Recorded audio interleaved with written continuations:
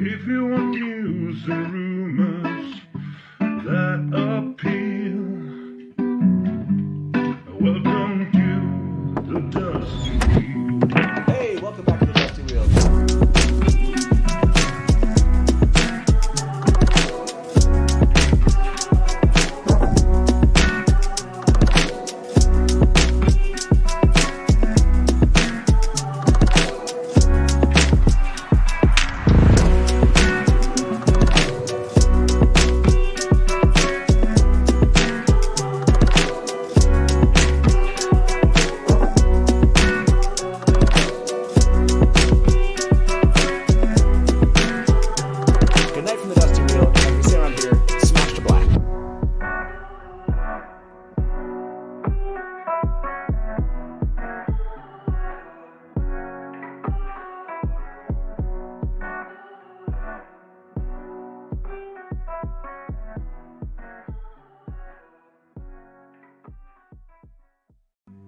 If you want news and rumors that appeal,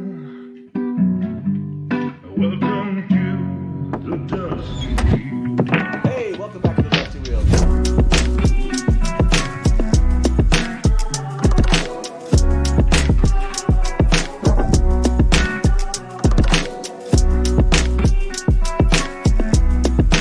Hey, welcome back to the Dusty Wheel. I'm your host, the Innkeeper, and this is our live call and talk show all about the Wheel of Time. Tonight, you're here to speak all about JordanCon with me. I can't wait to do that with you, but I just want to remind all of my viewers that we'll be back this Sunday. Yes, with Mary, Todd, and Natalia. Back, I think this is number 8, part 8 of our live adaptation of The Dragon Reborn. If you've never been to one of these, they're so much fun. Basically, we're just pretending like we're Rafe and his team and going through the books and deciding what we're going to keep or cut if we were to make those decisions for a television show. It's a lot of fun. Show up then, and we'll actually have a special announcement for you on Sunday. Hope you'll come back then. And then the following Wednesday, we get to have the Wheel Weaves podcast back with us here at the Dusty Wheel, talking all about the new reader experience and the Shadow Rising. I can't wait to have them both and find out what Danny has to say all about the Shadow Rising. So that's it for our upcoming episodes. There's plenty more to come after that, but you're here to hear all about JordanCon this evening. So before we start talking about it, let me introduce my two wonderful guests tonight. Welcome to the Dusty Wheel, Shannan and Jenna. How you both doing tonight? Great, thank you. So Shanna is communications officer at JordanCon, and Jenna, you are the operations officer. Is that right? That's correct. So, well, thank you both for being here and obviously answering some questions for us tonight. I know there have been lots of questions from fans ever since they found out that we were going to have a JordanCon this year. So, and I know a lot of those answers are in an FAQ on the website, but we're going to talk through in more kind of general terms about what's going on, all about JordanCon itself, digging into some of those details, taking some questions from fans here in chat, and hopefully from fans that will give us a call a little bit later. We'll open the call lines, and we'll actually have fans call in with questions they think that maybe we haven't tackled yet. So maybe the best way to start this off, I saw this question actually show up in chat from obviously a fan. They wanted to know, what is JordanCon? So before we dive into the details of, this, JordanCon 2021, what's going to happen, let's talk about that. What is JordanCon?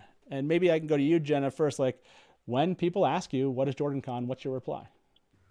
Well, I think the canned reply is that it is a convention based on the works of Robert Jordan originally, and we've expanded out to include Brandon Sanderson's Cosmere and a lot of other science fiction and fantasy works and things like that, as well as our writers and budding authors tracks and things like that.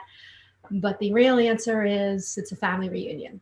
It is the crazy group of our fellow nerds that we get together for our family reunion once a year, and we meet the family, a lot of new family we didn't know we had. Yeah, absolutely. I like that you mixed that in those two. This idea that it's not just a convention; it is a family reunion. How many years? I'm gonna feel stupid when I say this. Will this be the 13th JordanCon? Am I wrong? This will be the 12th. Well, it depends. It'll be the 12th in-person event. So if you want to count our online event last year, then yes, this is the Magical Wheel of Time 13th. Oh, check that out. I like that. That works really well for the Wheel of Time. I love that. Yeah. For viewers right now, I'm playing the video. I think this was made in 2018 for the JordanCon that year. And, it starts off really showing, why we're celebrating this, why JordanCon came about, which was Robert Jordan, obviously. But then this video does play and shows what Jenna brought up, the family reunion that you can see that's happening year after year. So I'll leave this playing while we're chatting. I think it's a great video. You can go find this. I'll make sure to put the link to this video if you want to go watch it afterwards. It's on the YouTube channel for JordanCon. So, to the same question, Shannan, what is JordanCon to you, or maybe add on to what Jenna just said? Yeah, I think that the family reunion thing, it's really not a joke. I think that a lot of people, as they are calling off work for a couple of days to come down and join us this year in July, traditionally in April, and they get questions why do you need the time off? The answer traditionally is, I'm going to a family reunion, and that really is an honest answer. This family builds every year, and even though there'll be a smaller contingent of us able to gather in person this year, really kind of having the opportunity to see each other, reconnect with fans that love these stories, and it's focused on, again, the works of Robert Jordan, but then expanding into the world of science fiction and fantasy. But it's not so expansive. Like I love DragonCon. I became introduced to conventions through DragonCon when there was the Wheel of Time track, of course, that we all worked on back starting in 2001.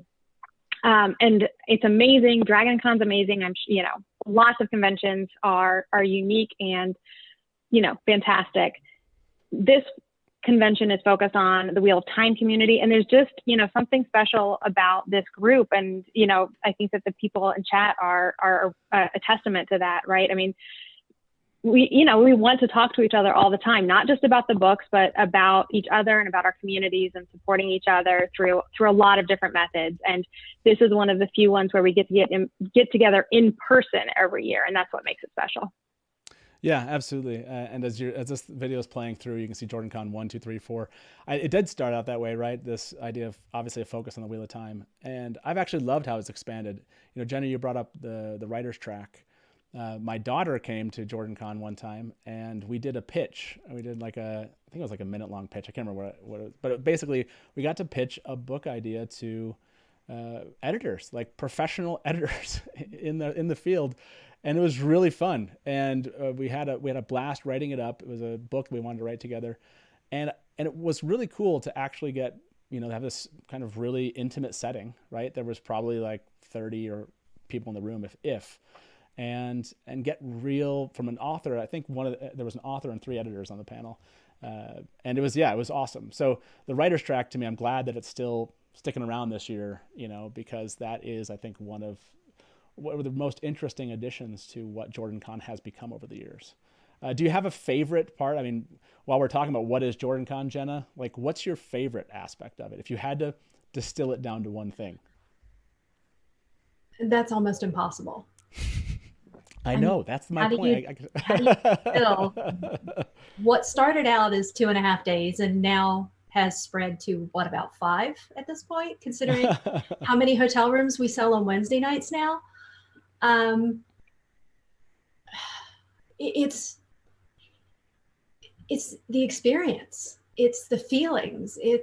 There's events, and there's a dance party, and there's CouchCon, and there's, the con suite, and there's all these aspects and these pieces, but it's not the pieces, it's the whole.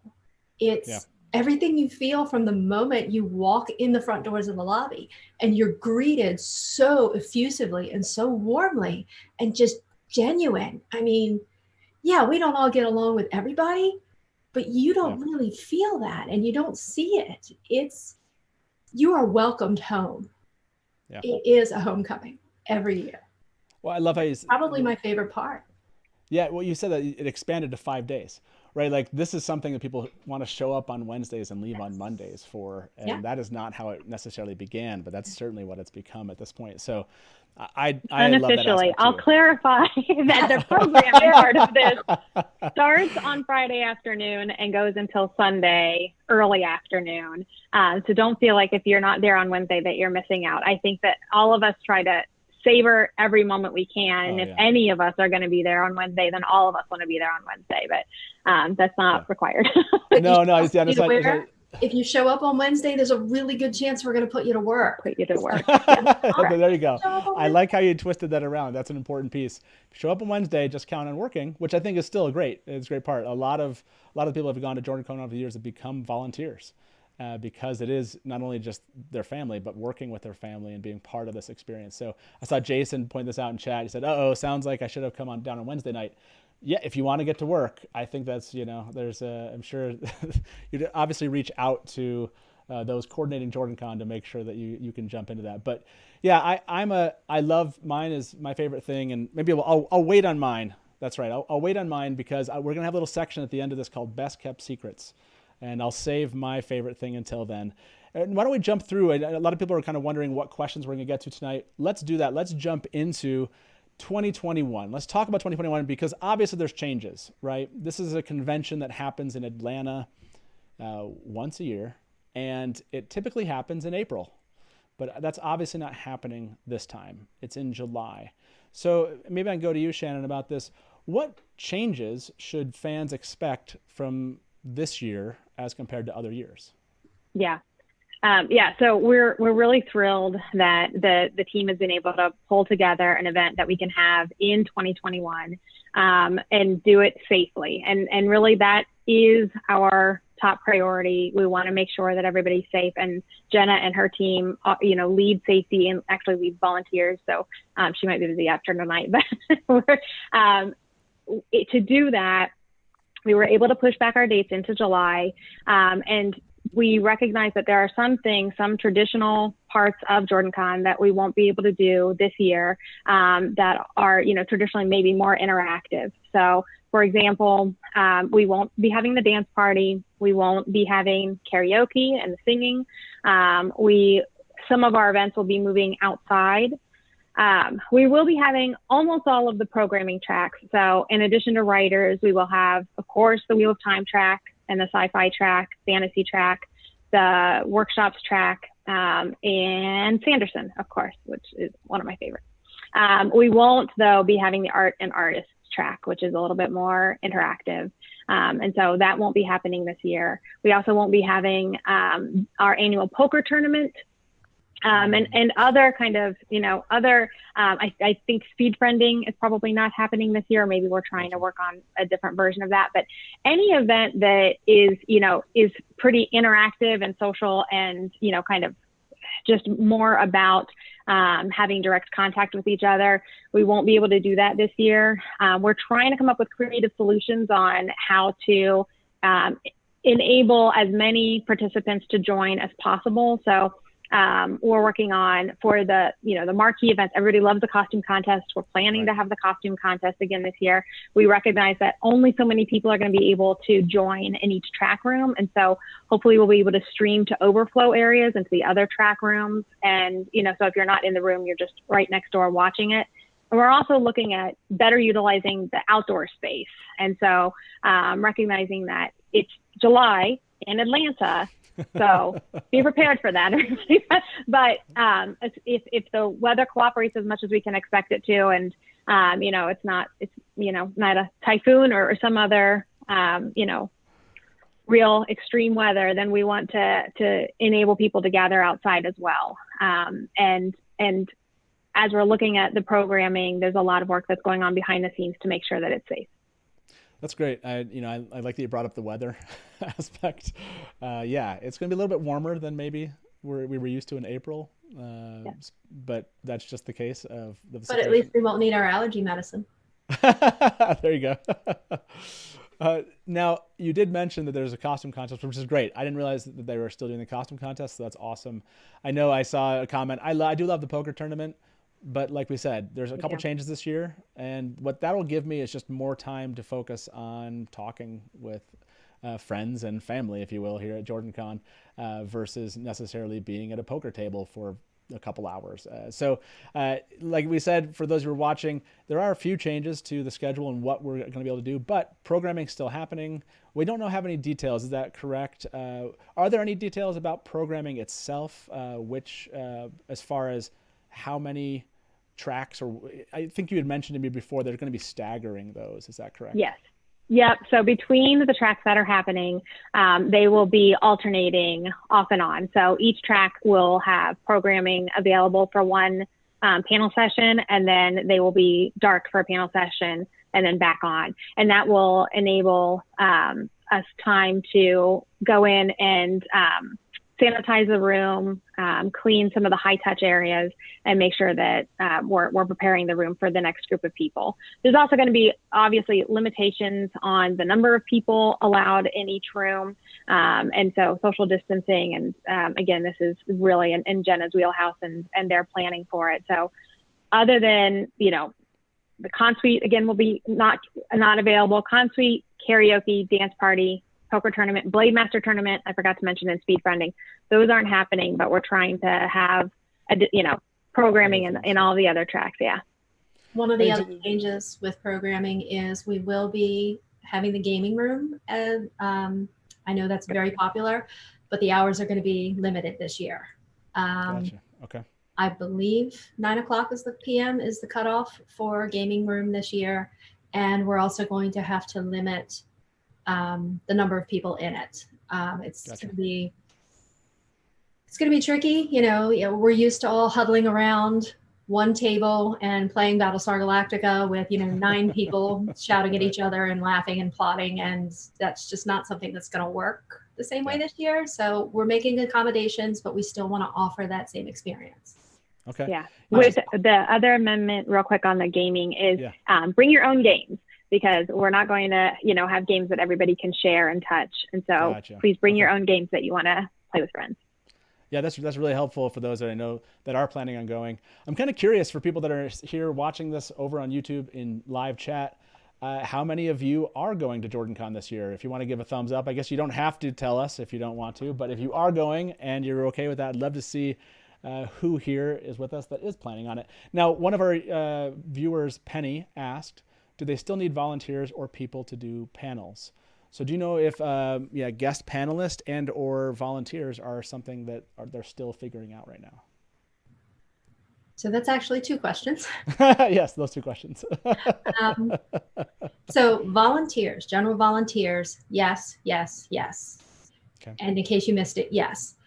We can't get enough of those. And volunteering is going to look a little differently this year, because we're going to have different tasks than normal. Obviously, one of the heaviest volunteer loads in a normal year is Consuite. And without having Consuite this year, and I know we're all very much going to miss our Consuite team,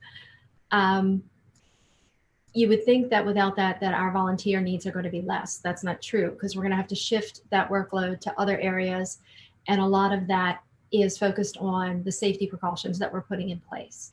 So volunteers, we are definitely going to continue to need. Our volunteer team, which is Greg Fornero and Paula Sutcliffe and several other people that work underneath them, they're getting the schedule together, and we'll be publishing that soon, so that people will be able to do volunteer sign up in advance.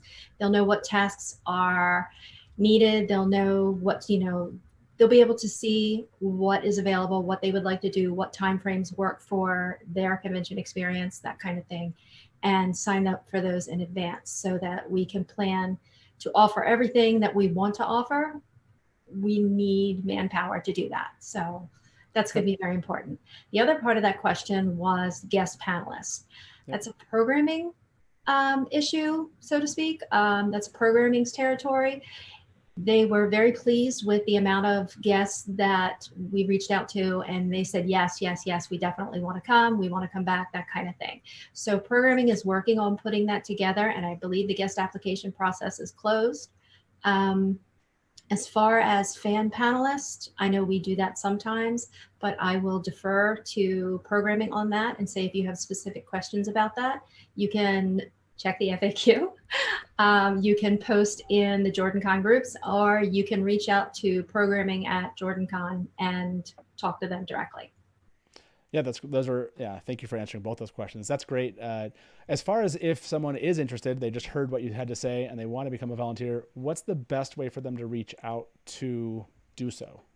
Well, we have the JordanCon groups, Facebook groups and things like that. We have information on the website. And we have our volunteer coordinators, the team I mentioned, can be reached at volunteering@jordancon.org.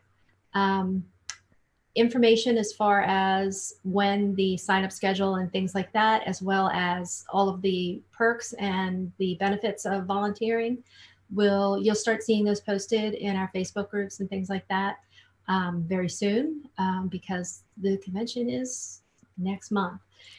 Now that I've said that, I'm going to have a small panic attack. Right? I know. So information is, you'll see a lot of volunteering information flowing through our social media, through the website, things like that. Shannan can tell you more about that specifically, but those are good places to start. If you have a specific question, volunteering@jordancon.org is a good place to go. Thank you. Yeah, that's great. And I did see mention of the Facebook group. I see Ebony here with us in chat. And so Ebony, if you would like to post a link to that Facebook group for those that are in chat here, you absolutely can. And I'll make sure to add that to the description of the video after this. And so if you're interested in knowing about the Facebook group, that's obviously where a lot of some of this, questions you might have, or you can find out more details. But again, you can go to the website also. There's lots of places, as Jenna just pointed out. But I did want to ask this question about protocols. I'm sure a lot of people are wondering, again, this is 2021, changes when it comes to, we have limited capacity this year, or more so than it was limited in previous years. But when it comes to the protocols, the safety of those that might be attending, and they're kind of curious about that, is there, just in summary, what can they expect at the con from a safety protocol perspective? Well, the first thing that I think everybody is aware of is you must be fully vaccinated to attend. You have to have received the full vaccine dosage, whether that's 1 or 2, based on which manufacturer you receive, by July 1st. You have to submit your proof of vaccination to registration by July 5th in order to attend. So having a fully vaccinated group goes a long way to keeping everybody safe. But of course, we're in a hotel with a lot of other people that are not necessarily vaccinated. We have no control over those. What we do have some control over is our spaces. So whereas in previous years, pretty much anybody, whether they had a badge or not, could wander through our pre-function area and sort of, look from the hallways into the rooms to try to figure out what craziness was going on. Those areas are going to be controlled access this year, which is going to take up, part of that volunteer force I mentioned. So we're doing things like that. We are following CDC. We're aware of CDC guidelines, and we're following them pretty much, except I'm warning everybody now, we're probably going to be a little more stringent than what the CDC or the state of Georgia or the city of Atlanta or any other authority is recommending, mostly because we want to keep our families safe. So there is going to be mask usage required. There's going to be temperature checks, things like that as of now.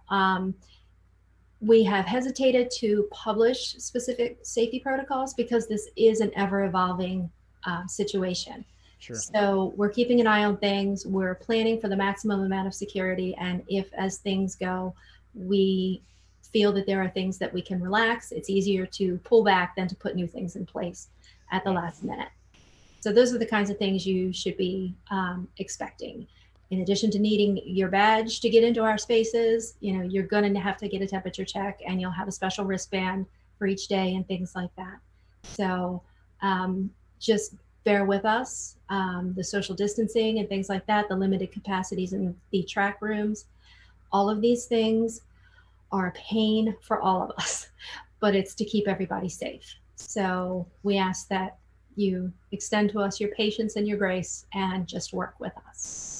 Yeah, that's really helpful. I want to point out to everyone, there are not going to be any, just if you've missed this somehow in all of the FAQs, all of the communication that JordanCon has sent out, you cannot buy a ticket the day of. Correct. That's going to be impossible. In fact, I think, I'm not sure if there's going to be a cutoff time when you can buy a ticket, but I know that there are 22, I believe is the latest number I saw in chat now. I think I saw James in chat. 22 tickets left to JordanCon. So if you're watching this and you're like, this sounds like a lot of fun, it'd be really interesting to go and kind of check this out, even though it's a little bit different than maybe previous years of JordanCon. You have a very limited amount of options left or days left. Those 22 will be gone soon. I put the link to those in the description of the video. I'm sure someone can post that link also in chat. One of the mods can. But yeah, you have a very limited time, and you will not be able to show up and buy a ticket day of. That's different than previous years. So just don't expect that to happen. And the other ticket difference that is different than previous years is we will only have full weekend tickets, 3-day tickets this year. There's no single day tickets. So whether or not people, it's a different thing, right? No at the door sales and no single day tickets this year. Yeah, and I just saw this two questions. Basically, when is it? We didn't cover that at the beginning. It's July 16th through the 18th this year. So yeah, fair question. Saw that in chat. July 16th through the 18th. And Sharnice just said, wait, are memberships available? Yes, there are now publicly available memberships, but we're talking 22. So very few have to be left. And you do have to follow the guidelines of what that requires. Vaccination, as mentioned, being one of those. If you want to list and you want to, like I said, you really should just go read the FAQs to get all the specific details. There's some nuance of the questions. So if something perked your interest tonight, go check those FAQs out and get more details if you're about to buy a ticket or, that sounds interesting. So now I do want to say, can I add two things to that just real quick? Yeah. So one is sometimes people get confused between a ticket and a membership. We use the words interchangeably. Membership is what we call a ticket. There is not a physical ticket. You're purchasing a membership. And, with that, it includes the responsibilities of being an attendee.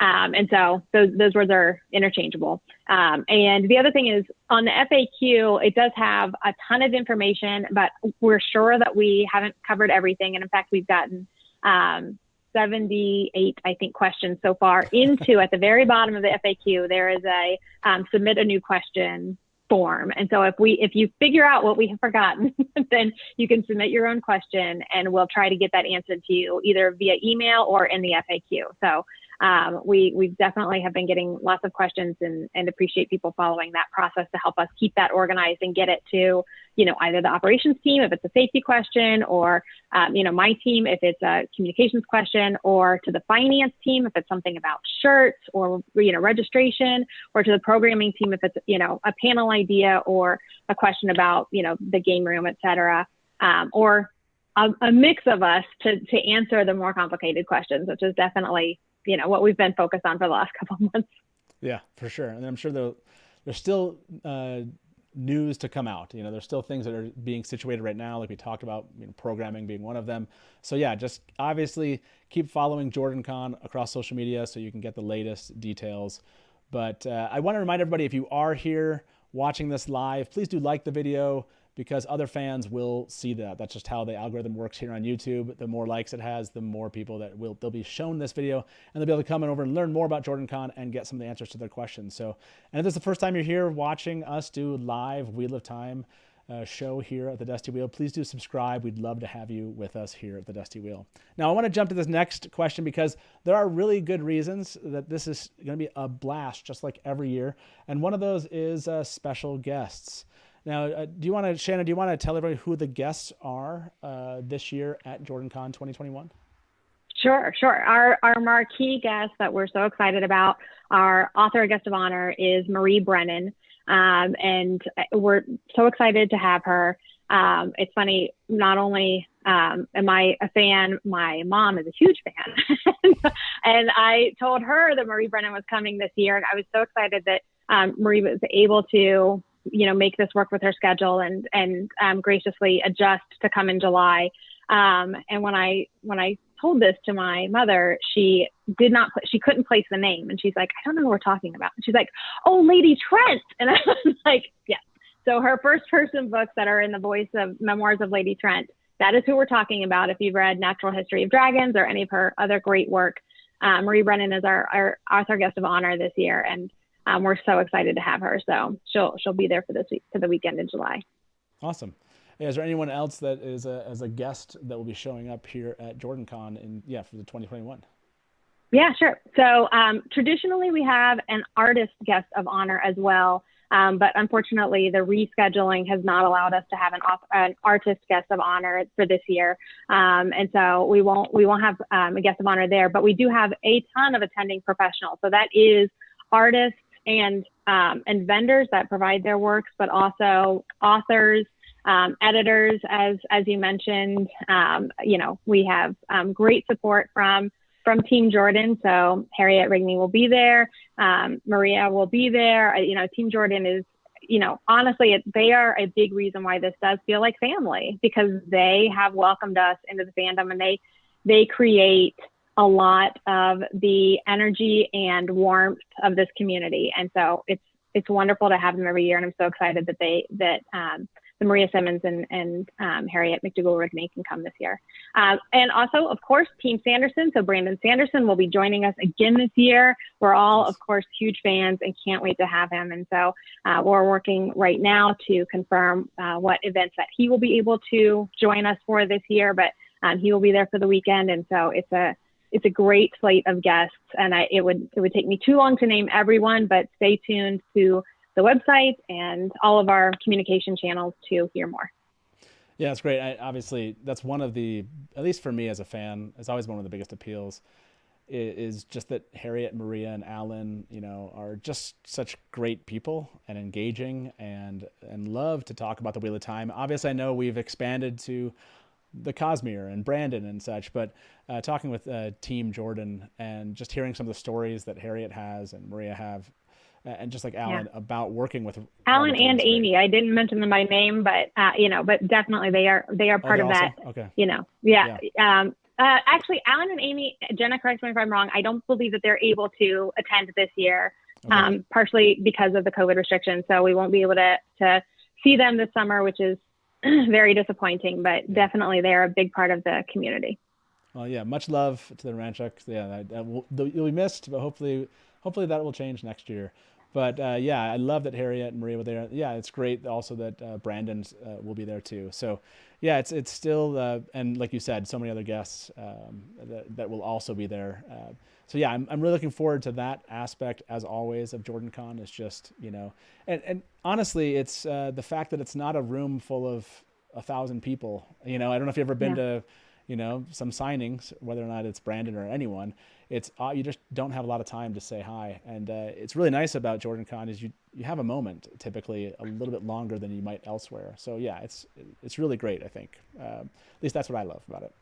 Now down to 21 memberships. I'm watching this down to 21. Okay, 21 memberships left. So if you're thinking about it, make it through the rest. Yeah, exactly. Make it happen tonight, everybody that's watching this. Feels like a reverse telethon. Exactly. Then we get to zero.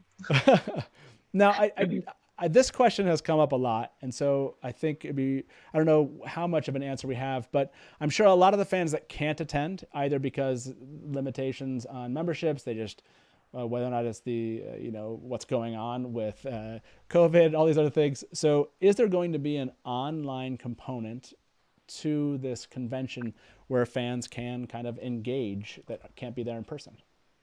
Yeah. Yep. So I can take that one. So we are working on that. So right now we are attempting to schedule about one streaming event per day of the convention. So each of the Friday, Saturday, and Sunday, we're hoping to stream one event each day. Right now, we're not exactly sure what events those are. We're hoping maybe that on Saturday, it could be the costume contest. But there's, of course, a ton of logistics that go into that on, kind of the setup, the streaming, the facilities, and the connections in a hotel, and making sure that we have the right support. So we're working on it right now, but the plan is to stream hopefully one event per day. And the intent right now is to not put that behind a paywall, but to make that available to our community, whether you've been to JordanCon every year and can't be there in person, or whether you are there in person and want to stream it up in your hotel room because you've got a pizza and better things to do. Or if you want to, if you've never joined us before in person and you want to see what kind of events we have, we'll be publishing that live. That's awesome. Yeah, I think everyone was really curious. They were saying, make sure to record things for me while whatever, or, take notes because they might miss some of that. So hopefully, like you said, once we even know more details, but it sounds like we're moving towards having that as an option. So for those of you that are watching, at least you'll be able to participate in some form of fashion, it sounds like at this point. So just keep on following the news on that, and hopefully we'll just get more details as we get closer. I know a lot of fans that are content creators are also planning on attending. They've been talking about it all year. They're really excited. This is the first time they'll be getting to JordanCon, and also, some of the names I think I saw that the Takaranriad podcast is going. A lot of podcasts, content creators are showing up. So I'm looking forward to seeing a lot of my friends who have shown up here on the show over this last year and a half, finally in person. It'll be it's gonna be a blast. So. Tons of podcasts and lots of different media. So that's definitely, we've got great partnerships with, not only you and your team, but Daniel Green, a lot of Wheel of Time content creators and those affiliated with the genre. So that's definitely part of the community and part of the family. Yeah, it's going to be fun. It's going to be a lot of fun. I know a lot of them are planning on it. Now, that being said, this is the topic. I think it's a good transition to this particular topic, which is, okay, so a lot of these are beginners. I don't know if beginners is the right word, but I have 4 beginners. Newbies, I don't know what we want to call it, but first-timers, whatever it is. Jenna, when it comes to someone coming to JordanCon for the first time, there's all sorts of questions they have. Like a fan had asked me earlier, like when's the right time to get there? Are there things going on in the evenings? What happens if they show up at 11 o'clock at night? What can they expect on a Friday, night itself? Or, how long should they stay? And all these questions that they don't really know how to maybe engage with the con. Do you have any recommendations for kind of first time attendees to JordanCon this year? Give us what your recommendations would be. 2 very important recommendations. The first one is the magnificent Ebony Adamanis is going to be your new best friend. She is our director of new member services, and she will take you by the hand and show you everything you need to know, whether you want to know it or not. She is just a warm and wonderful person that knows a lot about the convention and knows a lot about the community and is really dedicated to making this first experience as easy and as wonderful as can possibly be done. She runs tours, docent tours at the opening of the convention and shows you around the spaces and tells you what you need to know and things like that. She runs blogs about, what you need to know for your first time. She does the social media posts for the first timers and things like that. And she is always available to them. The second biggest recommendation I can give newcomers is volunteer. I know that sounds incredibly self-serving of me because that's under my domain.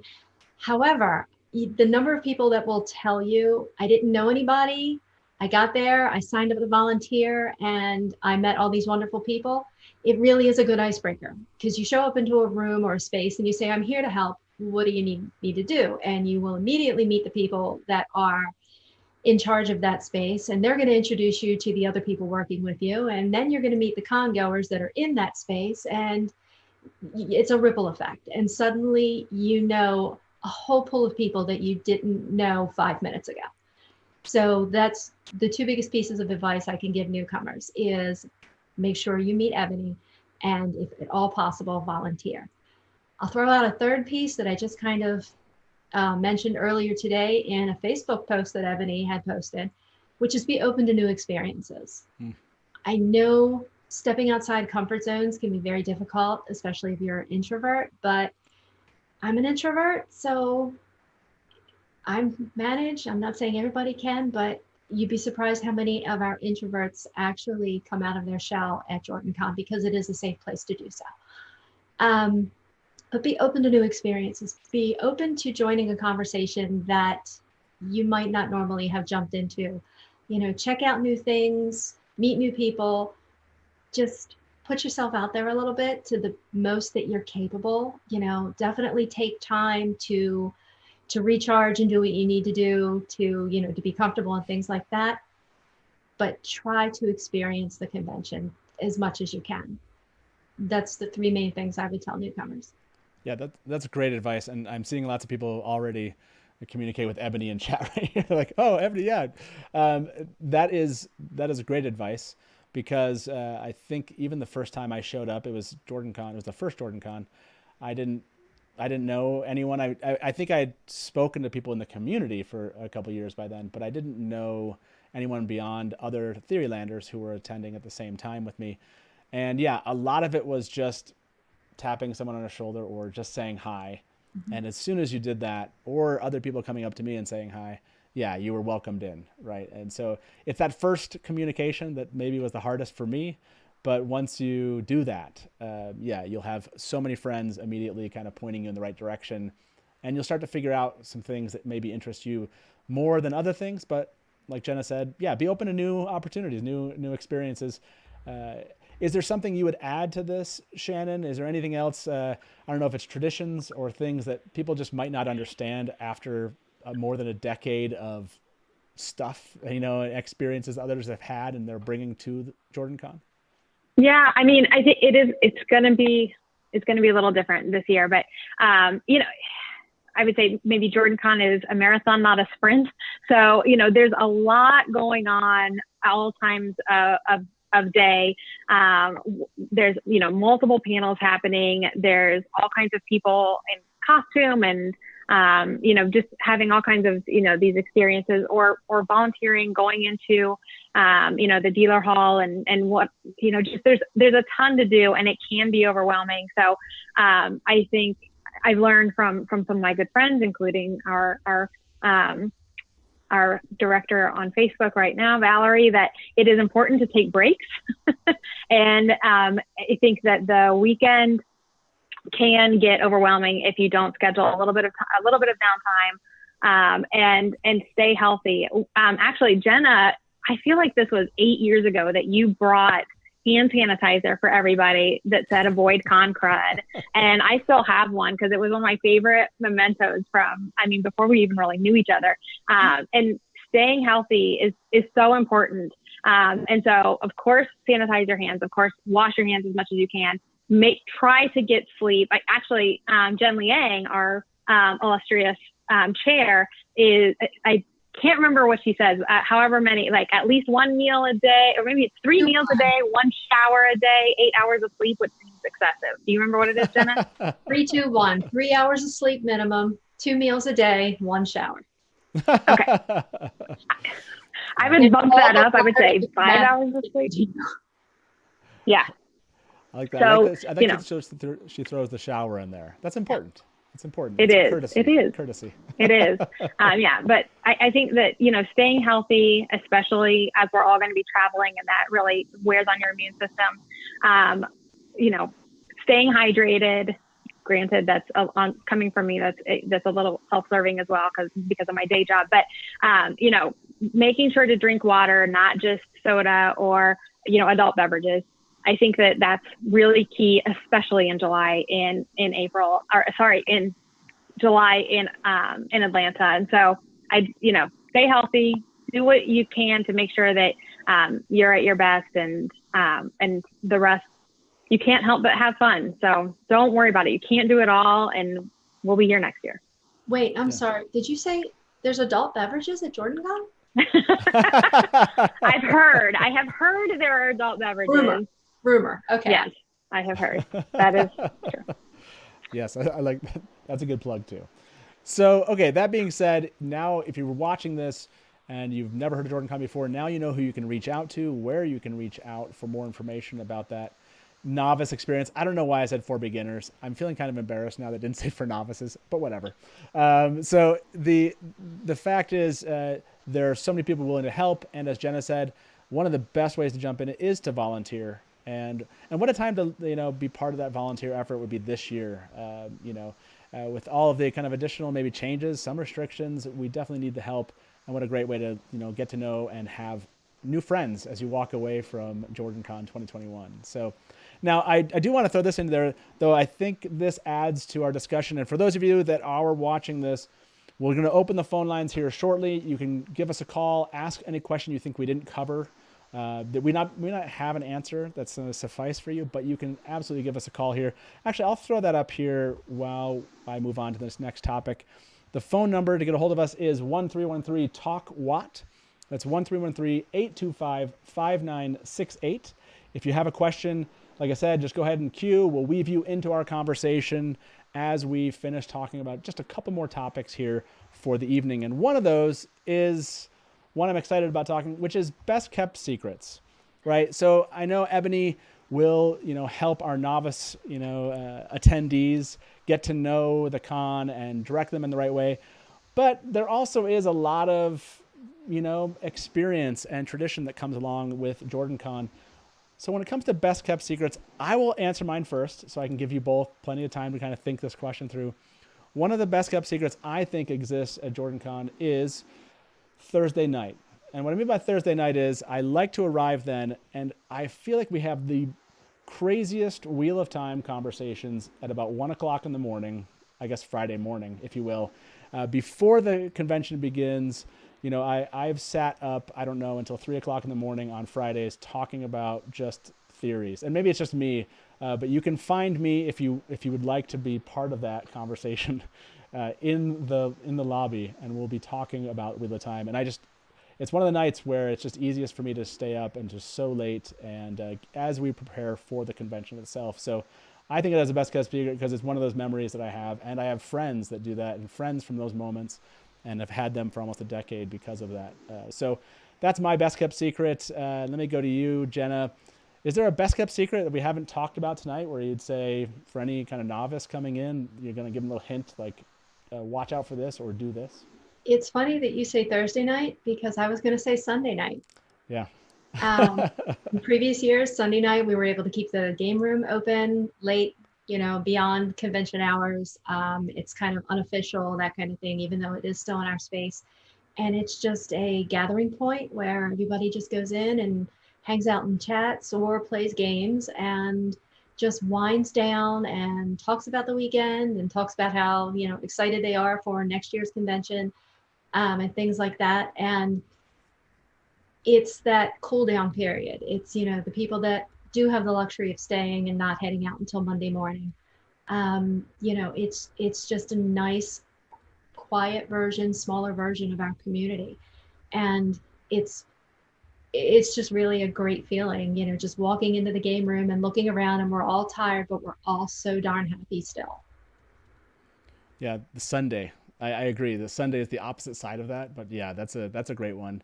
How about to you, Shannan? Is there a best kept secret we haven't mentioned tonight that you want to share with viewers?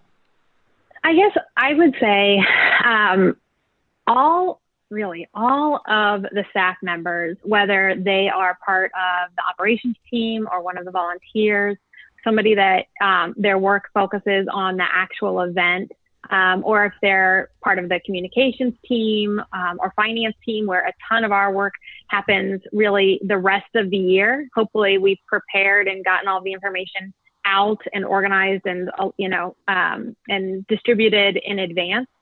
And so we're not as dependent on kind of helping during those 3 days, although there's a ton to do. But all of the staff across all of the different departments really are friendly and really do want to create a great experience for everybody that's attending. And so don't be afraid to ask questions if you're new, or even if you're not, if this is your 12th in-person event and you have, never found the dealer hall or the writer's chat, because it's downstairs. So it's a little harder to find. Or, if whatever it is, if there's something that you're having trouble finding or having trouble understanding, ask anybody. And if they don't know, then they'll hopefully help you find the right person. So, that's my best kept secret. I feel like or if anybody is familiar with Disney parks and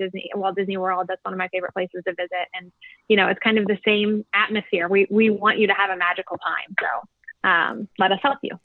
I love it. Yeah, that's it. Now I do want to bring up one of the ones that I saw mentioned in chat that none of us have mentioned just yet on the show, but we've been talking about it there, is the ribbons. What's the deal with the ribbons, and is that going to be part of 2021? And yeah, maybe can either of you explain why there's an obsession with ribbons, and where fans can get their first one? You want to take it, Jenna, Jen? do you have that? No. No. I can add on. It's not. I have not embraced the ribbon culture, but I recognize that a lot of people love it. Yes. So if you go to any other convention, they have, it isn't strictly a JordanCon thing. You'll see ribbons that you can attach to your badge that say things like, panelist or guest. You'll see those kinds of things that people that are officially aligned with the convention for that year will receive those to identify them to the community as a guest of honor or a guest or things like that, or an author. We also give them to our volunteers, things like that. And it's sort of somewhere along the way became a point of pride to collect as many as you can, which is great because it started out, it meant you had to be engaged and active as part of the convention. But there are so many ways to be active part of the convention, including things like visiting the dealer's hall and interacting with our vendors there and things like that. And a lot of our vendors started bringing their own ribbons. So you started seeing ribbons that, were geared towards our vendors and our artists and things like that. And then the rest of them came. And it's everything from, hey, you seem like a great person. Would you like this ribbon? To a lot of references to inside jokes and things like that, which is actually a really great way to get involved with JordanCon. Is you're going to walk in as a new person and you're going to hear these things and you're like, I don't get it. What's speed walking Rand? What's the deal with the hot dogs and things like that? And if you ask somebody that's talking about it, they will love to tell you the stories. And you're going to hear about the inside jokes and you're going to learn about the community, the unofficial community that's part of the community. And we welcome new shenanigans. Every year, somebody comes up with new shenanigans and it becomes part of our culture. And we embrace that. And there'll be a whole new set of ribbons that go with it next year and things like that. And if you're worried about not having badge ribbons as a first timer because you're new and you're not a guest, well, like I said, you can get one as volunteering, but more importantly, our magnificent mistress of novices, Ebony, would be happy to give you a first timer ribbon. And what you will find is that if you're wearing that, a lot of people will turn around in line and go, oh, it's your first time. What do you think? What's been your favorite thing so far? Make sure you don't miss this, that kind of thing. You're going to get pulled in instead of you having to, insert yourself into a conversation, which might be awkward for some people. You're not required to wear it, but she is absolutely going to offer it to you. So as the badge ribbons became more and more of a thing, then it became a point of pride in a contest to kind of see who can get the most. And the family is two of our, unfortunately, they won't be joining us this year with very good reason, but they like to compete with each other to see who is going to get more ribbons, Bao or Aubrey. And it's always fun to kind of torture Bao by withholding one from him and giving it to Aubrey, or giving Bao one and not one to Aubrey, things like that. So there's all kind of craziness that goes with our ribbon culture. And we've just completely embraced it. So to answer your question, will there be ribbons at JordanCon? Would it be JordanCon if there aren't ribbons?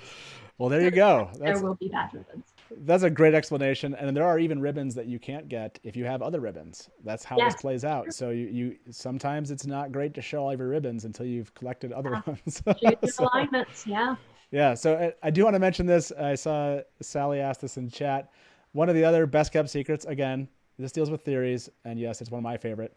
We typically do a Looney Theories panel at Wheel of Time, at JordanCon, all about the Wheel of Time, and it's a blast, and we have so much fun. We craft, in the moment with all of the people that are there at the panel, they help us craft a ridiculously loony theory. I think the one last year was that the Wheel of Time was Robert Jordan's birthday. It was amazing. I think that was last year. Maybe I'm forgetting. Maybe it was 2 years ago. But anyway, we have way too much fun with this. So look out, and we'll see if we can't get the Looney Theories panel this year. And it's a blast. Just look for when it is, and make sure you show up. My guest for that Looney Theories panel is always Christy Lucier and Sarah Nakamura, and we've been doing that for a decade, it feels like. So yeah, that's my last best kept secret. Again, I'm biased. It deals with theories. That's just how it is with me. So, okay, so I know we have 3 callers online. We're ready to ask us some questions. I'm going to save our last topic for the very end. Let's bring our first caller in to the show. Welcome, Bain and Chiad, to the Dusty Wheel. How you doing tonight? Hi, I see you, Innkeeper and panelists. Thank you so much for everything you've shared so far. It's been really helpful. Absolutely. So what have we missed? What other question do you have for us? Well, I have 2 questions. Okay. The first one, a lot of people in chat have been talking about having a FOMO con because they have a lot of fear of missing out because they're unable to attend. So I wanted to know what the policy is on photos and videos, and if that is something that I can take when I'm there to share with others. Yeah, okay. Great question.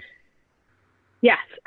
So taking photos of the convention as a whole is totally fine. If you are taking pictures of attendees, you need to have their permission, of course, to post any likeness of an individual who has, who's not expecting to have their image posted. But for example, I think that we all take a ton of pictures of the costume contest, and that's expected, and those are posted. If it is being published as part of a media outlet, so as part of a blog or, another environment, then we really need to make those arrangements with media relations. And so I think it's media relations at jordancon.org. It might be just media. My team will let me know in the chat right now, but if it's media or media relations at jordancon.org. So if you are an official media outlet with followers and are focused on the Wheel of Time community or the community at large, please get in touch with us and we can make more formal arrangements. Awesome. Yeah, great answer. Thank you. If I may add real quick, if you're going to post pictures on social media and things like that, please do not tag people without their permission. Yeah, that's a Gotcha. great, yeah. That makes sense. So my second question is about food. This is an extremely important topic, and I wanted to know if there is any food that's part of the convention, and also if there's any recommendations of places to go. Oh. Okay, so normally we have our con suite, and I know you're asking questions mostly about this year, but due to safety concerns, we will unfortunately not be offering our normal con suite.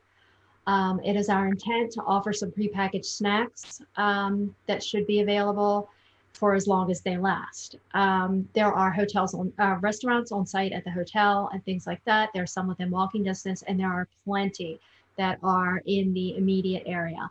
I believe our communications team is working on putting together a list of things of restaurants and things like that.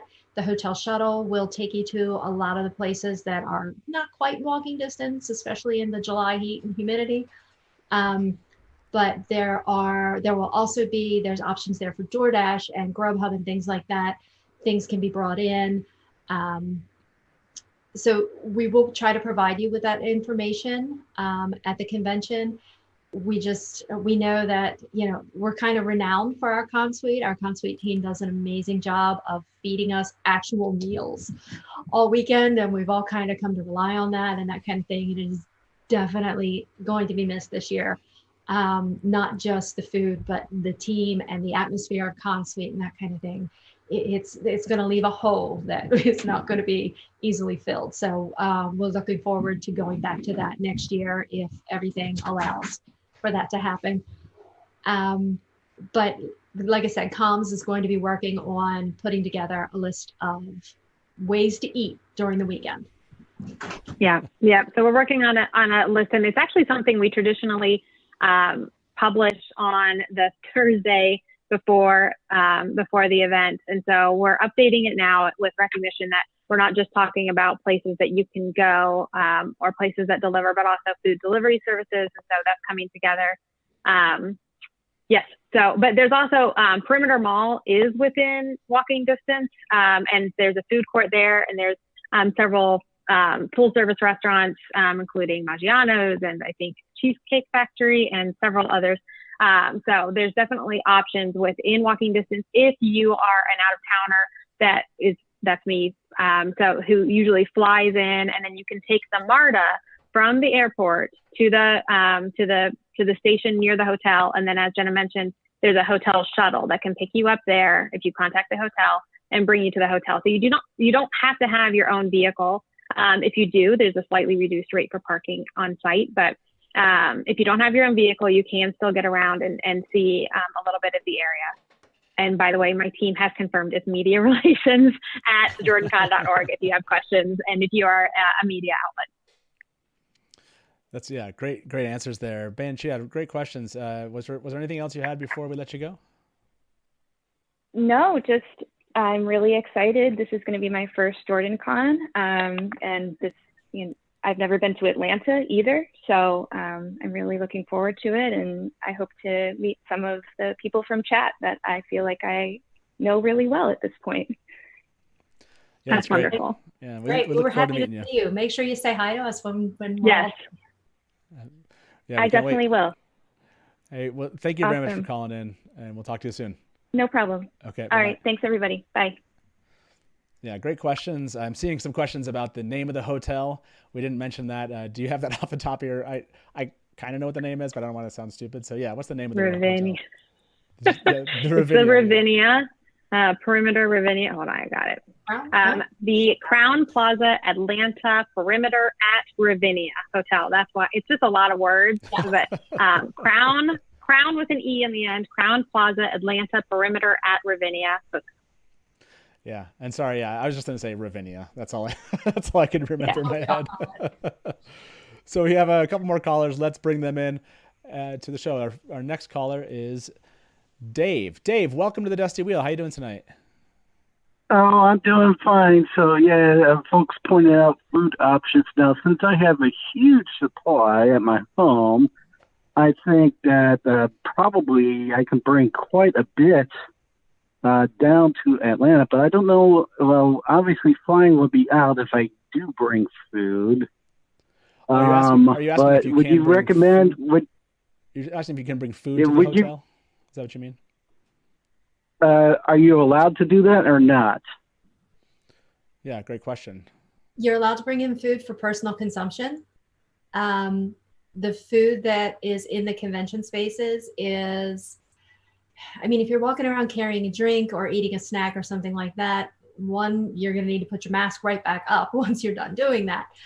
But, usually the hotel doesn't say too much about that. However, if you order a pizza in and sit down in the middle of the convention space, that's not quite as looked upon as, as being okay. But obviously consuming food, your own food in your hotel rooms and things like that is no problem.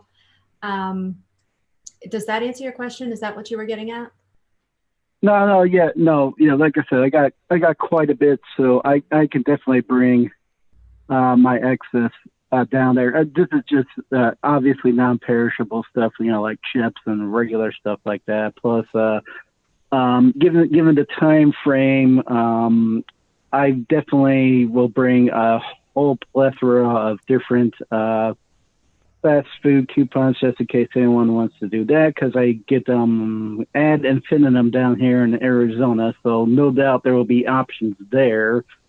So I think what I'll do is I'll just drive down there on my own, because I saw the parking fee, which is $4 a night. That's fine. I can live with that. So, and I just got an oil change, so I should be able to do Arizona to Atlanta, but that's going to be easily a 2-day drive.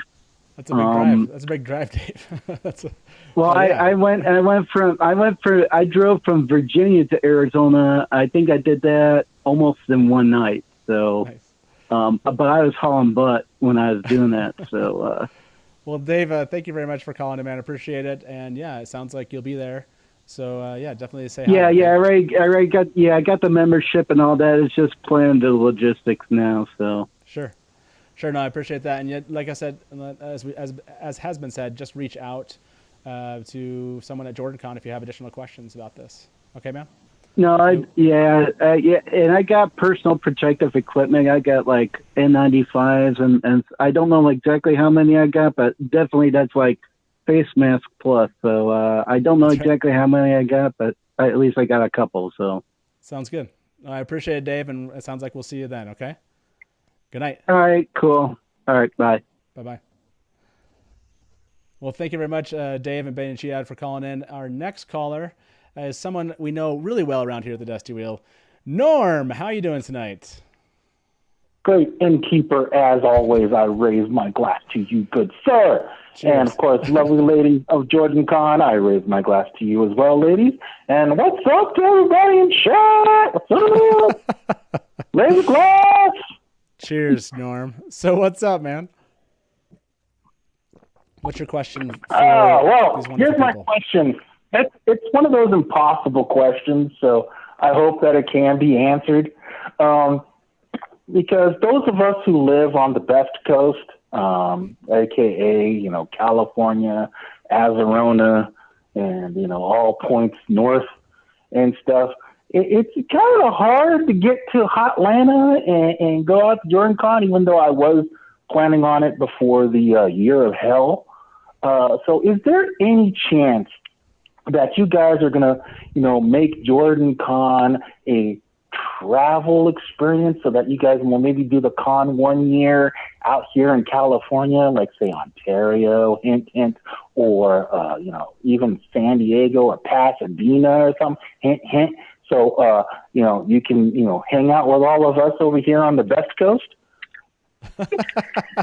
So I think right now there are not plans to do anything outside of Atlanta. Atlanta has a lot of our support, and I mean, it's been our home base for all of the JordanCon, and we have a lot of infrastructure honestly built around supporting an event in Atlanta, whether you're talking about literal equipment and support for like the vendor hall and an art show, including a lot of hardware that we need to facilitate that, to a lot of the volunteers are local and are based in the area.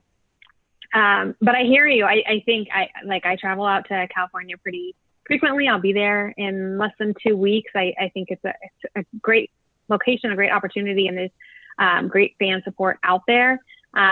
So for next year, for 2022, I can tell you we're in Atlanta. It's April 22nd through the 24th. If you want to start trying to plan now, recognizing that it's tough trying to, find flights and logistics, and time that will let you to, change time zones and states and everything in between. And if if something changes and there's an opportunity, then we'll be the first to tell you. And if you have a specific suggestion on how maybe it can be more realistic, then send it into the FAQ questionnaire, and I'll relay it to the right people. Okay, so if there were some of us who wanted to, if we over here on the Best Coast wanted to throw a convention in honor of JordanCon per se, but have your blessing so that if you guys came over to the Best Coast, you would be like, oh wow, it's like JordanCon Jr. over here on the Best Coast. You guys would be amiable to that? I don't think there's any official word here that you're hoping for, Norm. Right. I will say steadfastly, I'm not giving permission to use the JordanCon name or likeness in any way. If you have plans for that, please let me, please give this call at communications@jordancon.org, and we can talk more about it. That's right. Hey, Norm, thank you very much for calling in, man. Appreciate the idea and the love of the Best Coast out there. And hopefully we will see you someday. Maybe next year you can make it out to Atlanta, man. Yeah, cool. Thank you, everybody. Have a great evening. Talk to you soon. Bye. Bye-bye. So Norm did bring this up, and you actually you brought this up, Shannan. Yeah, so it looks like JordanCon 2022. You want to give those? What was the date again on that? At least. Yep. The dates for 2022 are April 22nd through the 24th.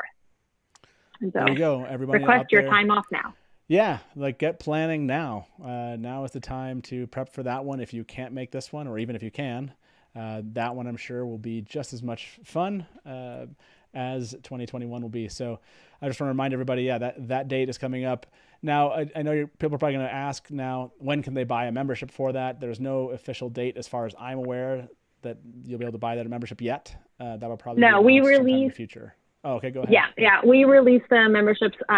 It's usually just something about like a month or two after, maybe closer to 2 after the current convention closes, and we're able to announce more details about our author guest of honor, our artist guest of honor, and more details about the event. So want to make sure that we're able to publish that all at the same time before memberships go up for sale on jordancon.org. Now, I'm seeing in chat a question. I didn't see the actual question itself, just a question if the question had been asked. Are there still Eternal memberships? Can you still buy an Eternal membership?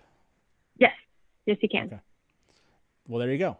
That's a quick answer. I love it. So I think we have 2 more callers for the evening here, and we'll try to answer some quick questions out of chat.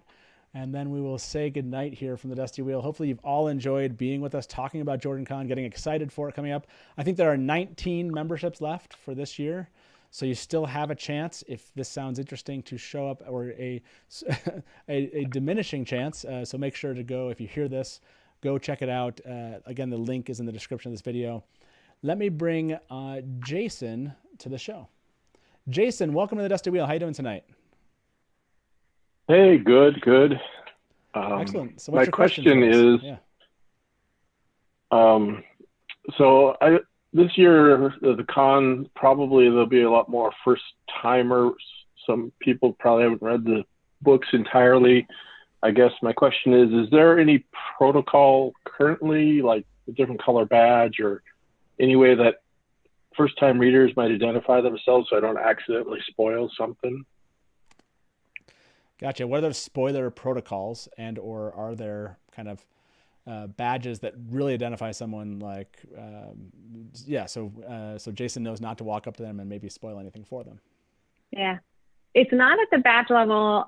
Traditionally, the spoiler level is established per panel. So as you go into a Wheel of Time panel, or if you go into a Sander track, the Worlds of Brandon Sanderson panel, then at the beginning, traditionally, the leader of the panel or the leader of the track will say, this content is intended for newer readers, and so we're just going through Lord of Chaos, or we're just going through even just the Eye of the World, or whatever that is. And same thing with Brandon and his books. Usually at the beginning, Billy Todd, the Sander track leader, is very intentional and very clear on this conversation is focused only on the Cosmere, or this conversation is not focused on the Cosmere, or this is just the YA books, or whatever that looks like. And so it's at the track and panel level. It's not at the individual level. I guess, yeah. So I think that my best recommendation would be, if you're striking up a conversation about canon or even theories, just to preface that conversation by clarifying how far they are into the series that you're talking about and how much they're comfortable discussing. Yeah, it's great. Okay, advice. Great. Thanks. I was just kind of curious. Yeah, that's very helpful. Thank you, Jason. We'll talk to you soon. Bye-bye. Yeah, great question. That one, again, that's very easy. If you certainly feel like you can come to JordanCon if you've only read one book, that's absolutely fine. And yeah, and hopefully fans out there that do attend won't go out of their way. I'm sure I've done this accidentally. I'm sure I've spoiled things unintentionally, but yeah, I think that's a great reminder to all of us who are there that if we're introducing some topic, whether or not it's on the couches or, on a way to go to get a bite to eat with someone you don't know, check in with them about what they've read of the books. So, okay, our last caller, let's welcome them to the show. I think this is Tina. Tina, welcome to the Dusty Wheel. How are you doing tonight? I'm doing great. How is everybody? Great. You might know me in Discord as Winter's Lady. I was in one of the watch parties. Listen, I would first want to say thank you very much for making JordanCon a reality this year. I know it must be very difficult with all the logistics and COVID and everything. So I appreciate very much all the effort that you put into making this happen. I had two questions. I'm delighted to hear that Brandon Sanderson is going to be there this year, and he'll be part of the festivities, and there will be a lot of fans of the Cosmere there. I'm wondering, is there any plans to have a Looney Series panel for the Cosmere? That Looney Series panel was always one of my favorite parts of JordanCon. And my second question is, you mentioned the costume contest. There are a lot of people, such as myself, who are not able to go. Are there currently any plans to have a virtual costume contest so that people can, like take pictures of themselves or submit pictures of themselves in costume? I think that would be a great thing. Yeah, who wants to tackle those? Yeah, go ahead. I can start, and Jenna fill in if I misspeak. But so for your first question on the Looney theories of the worlds of Sanderson, I will say, so as I mentioned, each of the track rooms are alternating having content and then being dark every other panel session. And so that has, and the hours are reduced as well. And so that has significantly reduced the number of sessions that each programming track is able to host this year. And so I definitely agree with you. I know the Innkeeper agrees with you on the Looney series prioritization. But I don't know right now if the programming team is able to fit everything in this year that they want to. And so I don't have insight into the programming grid. We do know that it's going to be less than our traditional years, and that's disappointing. But it's also what we can do to keep everybody safe. So that's what's most important. So I don't have. Yeah, I appreciate that. I think everybody understands, and that's one of the reasons why this group is so wonderful to work with. And yeah, we're exhausted, but it's definitely worth it. The online costume contest is a great idea. That's definitely that would be a chunk of work in my department, and it's a great suggestion. It would be separate, of course, than the in-person costume contest, and I will talk about it with my team and see if it's something that we can facilitate with the help that we have on site, and as well as our remote team that's going to be supporting the event that aren't able to attend this year. That's great. Thank you so much. Yeah, Tina, thank you for your questions. They were great. Yeah, great questions. All right. And hopefully we'll see you at JordanCon sometime in the future. Okay. We'll talk to you soon. Hey, I love to go next year, but we'll see. So are a lot of other people. All right. Thank you very much. Have a good night. Thank you. Good night. Yeah, thank you for everyone who called in. That was a lot of fun. I really appreciate that. I know how much interest there is in JordanCon, how much excitement there is, obviously, with the Wheel of Time TV show on the cusp of coming out. And hopefully season 1 has come out by the time next JordanCon happens. That will be really probably change the kind of tone of Wheel of Time conversations forever after that. So let me go to both of you. Any last thoughts, Jenna, to the viewers watching either now live with us or afterwards when it comes to JordanCon? Anything that you remember that we didn't cover here that you want to throw out, or just any final thoughts before we close up for the evening? There's so much that's JordanCon that I'm sure there's a lot we didn't cover. But tonight we tried to focus on what is going to be different about this year. And I think it's really important to also focus on what's going to be the same. And one of those things, we're working really hard not to lose what makes JordanCon this year. And it's actually going to be a little bit of a throwback to earlier JordanCons because we have a limited crowd and stuff like that. So it's going to be a little bit more of an intimate kind of setting and things like that, even though it's going to look a little different, that kind of thing. But mostly I want to say that if you're not able to attend this year, know that you will be missed and that we are looking forward to seeing you again next year or whenever you can get there. We can't wait to meet you. We can't wait to see you. We can't wait for you to join this family. I think you're really going to love it. Yeah, and thank you for bringing that up. I've thought about the same thing. It's going to be a little bit of a throwback. That's how I think of it. I remember the early ones.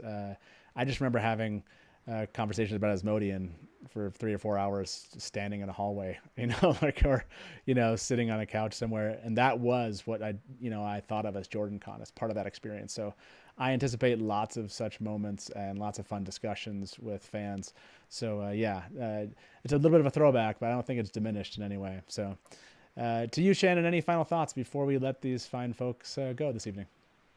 I mean, I think Jenna really focused on the most important points, and it really is. It's the people that make JordanCon special. It's our attendees, it's our guests, and it's of course our staff and everybody that puts in so much work around the year. So I hope that as many of you, I know that there are tons of people out there who want to be there and can't for so many reasons. We're going to keep working hard to keep you engaged and keep you included and get information out there, and hope we see you next year and every year after that. Yeah, thank you very much for that. I did see 2 final questions. I'll throw these out there to you two. Do we know when a programming schedule will be out at this point, or is it still kind of unannounced or unknown? Yeah, it's still, the date is unknown still. We're working, there's a couple different prerequisites and kind of interdependencies that need to be worked out. So it's not just making sure that we have, that we don't have the same guest in different panels and different rooms at the same time. And, that's a ton of work that goes into it as well. But also making sure with the hotel that we have the room set up properly for each of those. And so there's just a lot of logistics and checking that has to go in to validate the schedule before it's released. So we're not close yet. It's not going to be in the next week or two, but it will be as soon as we can publish it. We'll get it out there in a couple different formats so people can review it in advance of the convention for sure. And do we know if there's going to be an app? I know there has been an app in years past. Will there be one this year, or will it? We're working on it. It's going to be a little different probably this year because of the timing, because of availability of some of our resources. So we're working on it. If whatever that app looks like, it'll probably have a little bit different information, different structure.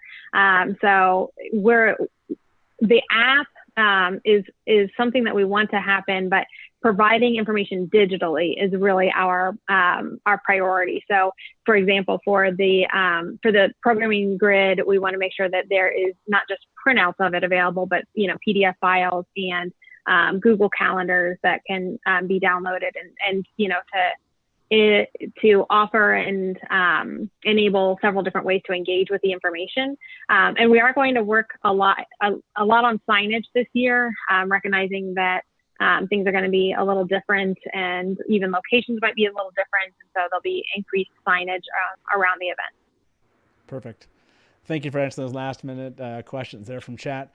Just a reminder, there's only 17 memberships left. That's the last note I recently saw here for 2021 JordanCon. If this has interested you, or you see this after we're live here and you are interested in going, you have a limited time left to pick up a membership. And as has been mentioned many times before, there are links in the description of this video. Make sure to go check out JordanCon across the social media sites, especially on Facebook. Make sure to ping Ebony on the Facebook group for JordanCon if you have any questions, if you're a novice to JordanCon, or even if you're not. Ebony is a source and a wealth of information, so please do just feel free to reach out and ask any questions over there too after this. And as you know, or maybe you know, or don't know, if they're your first time viewer here at the Dusty Wheel, we do an after show on Discord. You can find the link to that in the description of this video. Also, you can join us over there. We just jump in a voice chat, and probably some people stick around for hours in chat. I'll be there probably for about 15 or 20 minutes this evening. Please feel free to stop in and say hi. Okay, that is it, everyone. Thank you very much for talking with us tonight, Jenna and Shannan, all about JordanCon. Really appreciate your time. And I can't wait to see everyone there this year. Taylor and I will definitely be there representing the Dusty Wheel, Theoryland, and JordanCon itself. I didn't say that at the beginning. I should say that. I should have announced I am part of the board of JordanCon, so don't want you to wonder why we're having this episode. I obviously love the con, and I definitely support it and hope that you also will come to love it too. So thank you, everyone, for being here at the Dusty Wheel. Appreciate that. And as we say around here, good night and smash to black.